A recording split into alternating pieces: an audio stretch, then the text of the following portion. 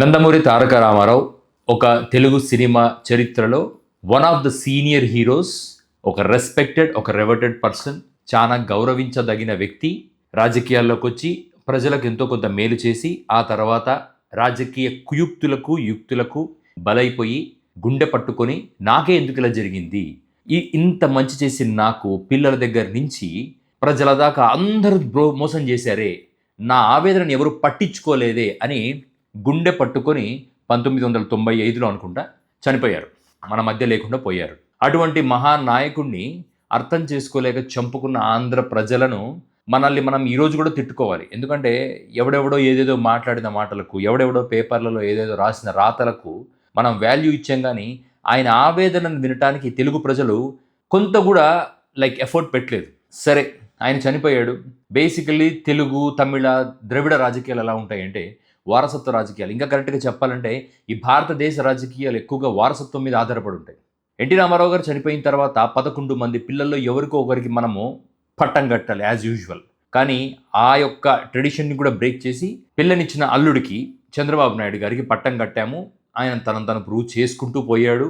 మంచి చేయడానికి పక్కన పెడితే ఆయన ప్రూవ్ చేసుకుంటూ పోయాడు. కాలక్రమేణా ఎన్టీ రామారావు కొడుకుల్లో ఒకడైన హరికృష్ణ, నందమూరి హరికృష్ణ గారి కుమారుడైన 3వ కుమారుడు నందమూరి తారక రామారావు.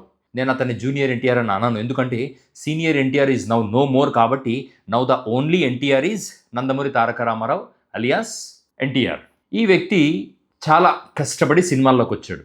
ఆ సినిమాల్లోకి వచ్చిన టైంలో అంత లుక్స్ లేకున్నప్పటికీ కాలక్రమేణా తను మార్చుకుంటూ మలుచుకుంటూ తన ఎఫర్ట్స్ అనేది ఏ సినిమాలో కూడా 100% ఎఫర్ట్స్ పెట్టి ఒక సక్సెస్ఫుల్ హీరోగా ఎదిగాడు, కథానాయకుడిగా. ఈరోజు తెలుగులో టాప్ హీరోస్ 5 మంది హీరోస్లో ఎన్టీఆర్ ఒకరు.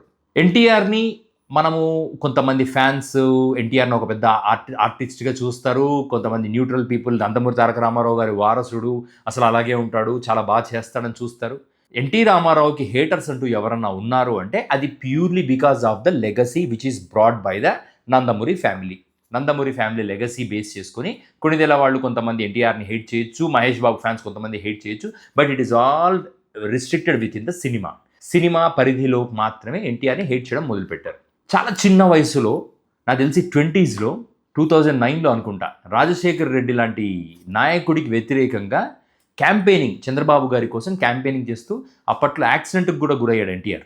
యాక్సిడెంట్కి గురై బాగా దెబ్బలు తగిలే. ఈరోజు కూడా ఎన్టీఆర్ నుదుటి మీద ఇటు పక్కన I think there will be a scar. అది పోలేదు, అది ఉంది. ఎన్టీఆర్కి ఇంకా స్కార్ ఉంది. బెడ్ మీద పడుకొని కూడా తెలుగుదేశం పార్టీ కోసం ప్రచారం చేశాడు. వాళ్ళ కుటుంబంలో ఏం జరుగుతుందో తెలియదు, వాళ్ళ కుటుంబంలో ఆయనని ఎలా ట్రీట్ చేస్తారో తెలియదు, కుటుంబంలో ఎన్టీ రామారావుకు ఉన్న విలువేంటో మనకు తెలియదు. So I don't want to comment on that things.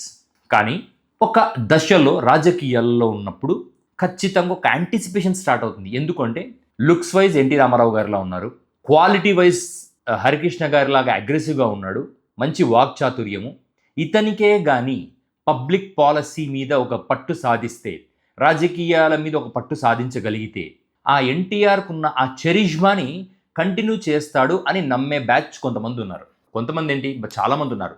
టీడీపీలోనే ఈరోజు చంద్రబాబు నాయుడు గారు నేను ఎన్టీఆర్ని కూడా సమానంగా లోకేష్తో పాటు గౌరవిస్తానని ఒక్క మాట మాట్లాడితే టీడీపీ క్యాడర్లో 100% మంది లోకేష్ని వదిలేసిపోయి ఎన్టీఆర్ పక్కన కూర్చుంటారు. Just they are waiting. ఎందుకు జనాలు టీడీపీకి, నేను కొన్ని బ్లంట్ ట్రూత్స్ మాట్లాడుతున్నా, ఎందుకు టీడీపీ క్యాడర్ కూడా లోకేష్తో ఉన్నారు అంటే it is a power derived by Chandrababu.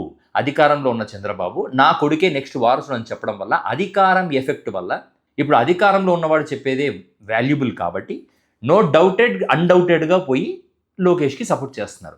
By any chance Nandamuri Balakrishna గారు, చంద్రబాబు గారు ఎవరో ఒకరు, లేదు నేను ఎన్టీఆర్కి కూడా లోకేష్తో సమానంగా వారసత్వం ఇస్తాను రాజకీయాల్లో, ఇఫ్ హీ ప్రూవ్స్ హిమ్సెల్ఫ్ అని ఒకవేళ చెప్పాడు అనుకోండి, 180% మంది టీడీపీ క్యాడరే వెళ్ళి ఎన్టీఆర్ పక్కన నిలబెడతారు. అండ్ జగన్మోహన్ రెడ్డి గారికి NTR will be a threat as well. అంటే రాజకీయాలు ఒక పీక్ టు పీక్లా ఉంటాయి. ఇప్పుడు చంద్రబాబు రాజశేఖర రెడ్డి గారికి ఎలా ఉన్నాయో ఎన్టీ రామారావుకి జగన్మోహన్ రెడ్డి గారికి కూడా అలా పీక్ టు పీక్ రాజకీయాలు జరిగే అవకాశాలు ఉన్నాయి. కానీ చంద్రబాబు నాయుడు గారు హీ నెవర్ డస్ దట్. హైపోథెటికల్గా థింక్ చేసినప్పటికీ చంద్రబాబు నాయుడు గారు ఆ అటెంప్ట్ చెయ్యరు, ఆ ఎఫర్ట్ పెట్టరు. ఎందుకంటే తన కొడుకు ముఖ్యమంత్రి అవ్వాలనుకుంటాడు, కానీ ఎవడో వచ్చి ముఖ్యమంత్రి అవ్వాలని అనుకోడు. సో ఎన్టీ రామారావుని ఎంటర్టైన్ చేసే పరిస్థితి లేదు. According to the information known to me, NTR ఏ రోజు కూడా నేను రాజకీయాల్లోకి రావటం జరుగుతుంది, నేను చంద్రబాబు నాయుడు గారిని పక్కకు జరిపి నేను ఆ స్థానంలో కూర్చుంటాను అన్న విధంగా వర్బల్గా కానీ యాక్షన్స్లో కానీ ఎప్పుడు చూపించలేదు. ఇది కూడా నాకు కనపడినంత వరకు నేను చెప్తున్నాను. కుటుంబంలో ఏం జరిగిందో మనకు తెలియదు.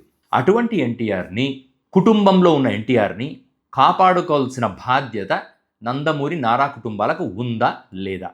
ఇది నా స్ట్రైట్ క్వశ్చన్. అటువంటి ఎన్టీఆర్ని నందమూరి నారా కుటుంబాలు గౌరవించాల్సిన బాధ్యత ఉందా లేదా? ఇది నా స్ట్రైట్ క్వశ్చన్.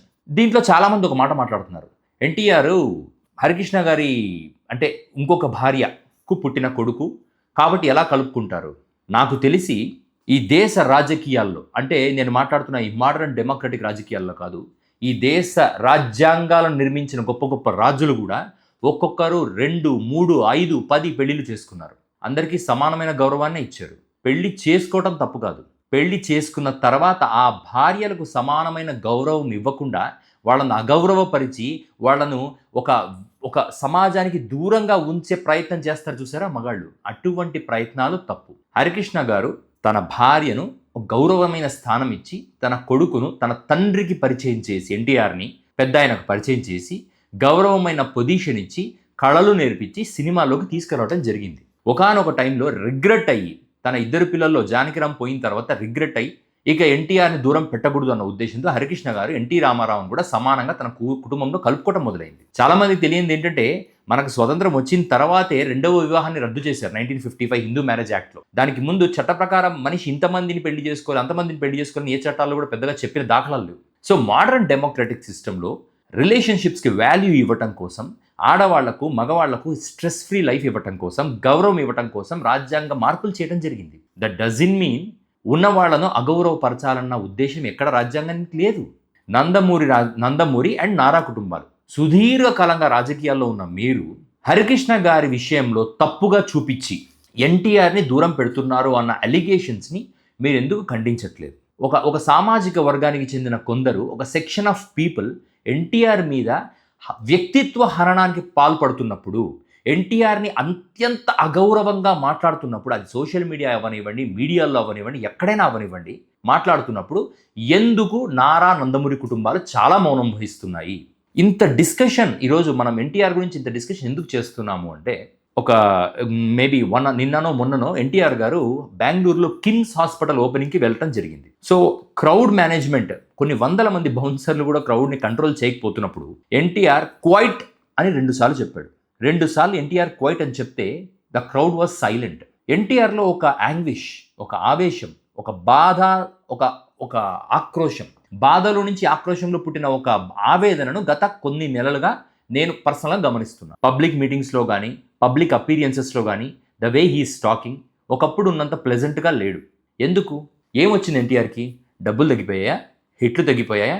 లేదే, అన్నీ బాగున్నాయి. ఒక టీడీపీకి చెందిన ఒక ఎమ్మెల్యే ఎన్టీఆర్ సినిమా రిలీజ్ అవుతుంది, వాడి సినిమా రిలీజ్ కాకూడదు అని ఎన్టీఆర్ని బూతులు తిట్టాడు, అమ్మనా బూతులు తిట్టాడు. అదే బూతులు పొరపాటున ఎవరైనా అదే ఎమ్మెల్యేని తిట్టుంటే ఇవాళ వాడి మీద ఎన్ని వందల కేసులు పెట్టాలో అన్ని వందల కేసులు పెట్టి ఇంకా 1 సంవత్సరం 2 సంవత్సరాలన్నా జైల్లోనే ఉండేవాడు. కానీ ఎన్టీఆర్ని తిడితే కనీసం ఆ ఎమ్మెల్యే క్షమాపణ చెప్పకపోగా, పార్టీ అతన్ని మందలించకపోగా సక్సెస్ఫుల్గా లోకేష్ చంద్రబాబు భజన చేస్తా హ్యాపీగా ఉన్నాడు ఆ వ్యక్తి. ఒక రాజకీయ కుటుంబంలో పుట్టి, సినిమా కుటుంబంలో పుట్టి గొప్ప స్థితికి చేరుకున్న తర్వాత కూడా నీకు సంబంధం లేని నీ పుట్టుకను చూపించి నిన్ను అగౌరవపరుస్తుంటే ఆ బాధను, ఆ బరువును ఎన్టీఆర్ ఎందుకు మొయ్యాలి?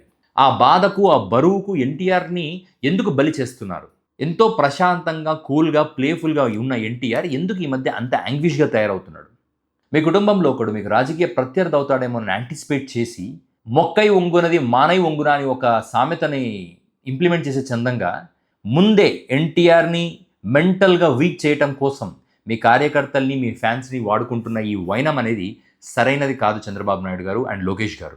మీ కుటుంబ సభ్యుల్లో ఎవరికైనా ఏదన్నా అయితే మీరు ఎంత స్పందిస్తారో, నందమూరి తారక రామారావు గారి పేరు పెట్టుకున్న నందమూరి తారక రామారావు గారి అంశగా ఈరోజు జనాల్లో వెలుగొందుతున్న జూనియర్ ఎన్టీఆర్కి ఏమన్నా అయితే కూడా అంతే స్పందించాలి. రాజకీయాలలో యాక్సెప్ట్ చేయాలి బలాన్ని, బలహీనతల్ని. బలాన్ని తొక్కేద్దామని అనుకుంటారు చూసారా, ఎంత మూర్ఖమైన ఆలోచన చెప్పండి. ఎక్కడైనా బలాన్ని తొక్కేస్తారా? బలాన్ని సాధించుకోవాలి. దాన్ని తొక్కే ప్రయత్నం చేస్తే మన కాళ్ళు నొప్పులు తప్ప ఏ బెనిఫిట్స్ రావు. కాబట్టి లోకేష్ గారు అండ్ చంద్రబాబు నాయుడు గారు ఎన్టీఆర్ని తొక్కేస్తే వచ్చే లాభానికన్నా ఎన్టీఆర్ని పక్కన పెట్టుకుంటే వచ్చే లాభమే గొప్పది. అండ్ పవన్ కళ్యాణ్ గారికి ఒక సలహా, ఎలక్షన్స్ ముందు 2 చేతులు ఇలా చాచి Pawan Kalyan fans, NTR fans, Mahesh fans నాకు ఓటేయమని సిగ్గు లేకుండా మనం రోడ్డెక్కి అడుక్కున్నాం కదా. ఈరోజు నువ్వు అడుక్కున్న ఎన్టీఆర్కి అవమానం జరిగితే స్పందించే నాదుడు లేకుండా పోయాడు రాజకీయ వర్గాల్లో. కనీసం సినిమా వర్గంలో ఉన్న మీరన్నా గౌరవంగా ఎన్టీఆర్ని స్పందిస్తారు అని నేను ఎక్స్పెక్ట్ చేశా. అది జరగలేదు. కానీ ఒకటి గుర్తుపెట్టుకోండి, అధికారం శాశ్వతం కాదు పవన్ కళ్యాణ్ గారు. మనం ఒకరి పట్ల చూపించే గౌరవము, ఆప్యాయత, మర్యాద ఇవి శాశ్వతం. మీరు వ్యక్తిగతంగా మరియు రాజకీయంగా ఎన్టీఆర్ పట్ల వ్యవహరించిన ఈ తీరు అనేది ఏదైతే ఉందో ఇది తిరిగి దీనికి మీరు చెల్లించుకోవాల్సిన టైం ఖచ్చితంగా వస్తుంది.